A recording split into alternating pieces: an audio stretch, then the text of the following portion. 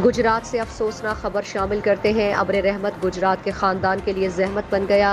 नुमाइंदा C1 news Adris Ahmad की report के मुताबिक गुजरात सराय आलमगीर में गाड़ी नहर में गिरने से बच्चे समेत एक ही खानदान के 6 अफराद जिंदगी की बाजी हार गए।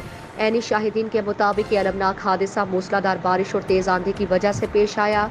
पुलिस के मुताबिक कार बेकाबू होकर नहर में जा गिरी। रेस्क्यू 1112 ने मौके पर पहुंचकर 3 घंटों के ऑपरेशन के बाद जाँ बहक होने वाले अफराद और कार को बाहर निकाल लिया।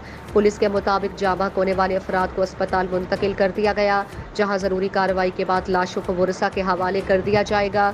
मरने वाले अफराद का ताल्लुक गुजरात के गाँव कोहार से बताया जाता है।